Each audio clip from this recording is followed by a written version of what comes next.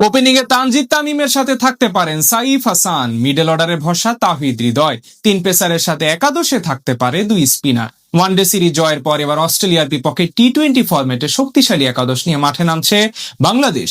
দীর্ঘদিন পর 20 ওভারের ম্যাচে ফিরছেন নাহিদ রানা, তার সাথে থাকছে আরও একাধিক চমক। সব মিলিয়ে অস্ট্রেলিয়ার বিপক্ষে প্রথম টি-20 ম্যাচে কেমন হতে যাচ্ছে বাংলাদেশের সেরা একাদশ, সেটাই জানবো রিপোর্টে।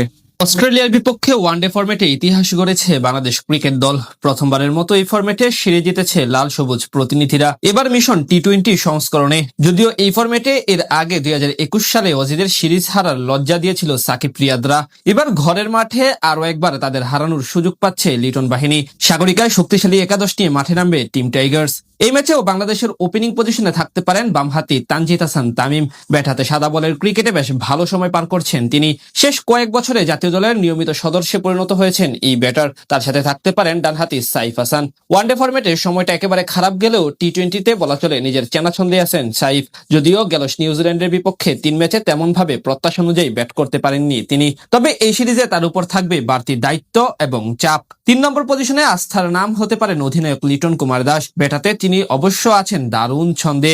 ওয়ানডে সিরিজেও দারুণ ব্যাট করেছেন এই উইকেট কিপার ব্যাটার, তাই অধিনায়ক এবং দলের মূল ব্যাটার দুদিক থেকেই তার উপর থাকবে বাড়তি দায়িত্ব। মিডল অর্ডারে দেখা যেতে পারে পারভেজ হোসেন ইমনকে।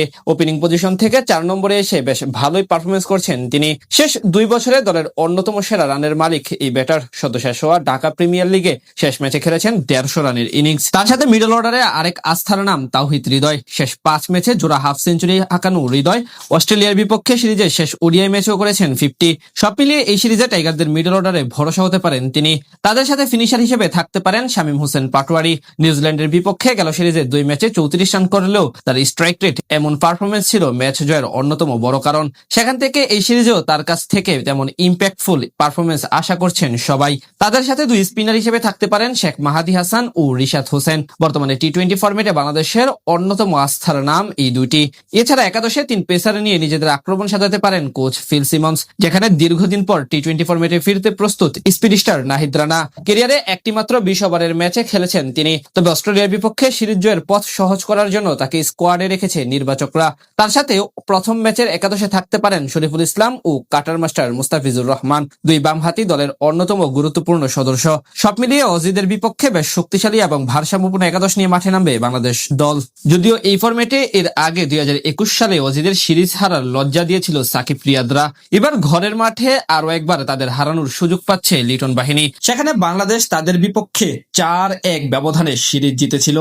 এবারও তেমন কিছুরই পুনরাবৃত্তি করতে চাইবে লিটন মুস্তাফিজরা। এখন দেখার পালা 5 বছর আগের সেই সিরিজের মতো আরও একবার অস্ট্রেলিয়াকে হারানো যায় কিনা।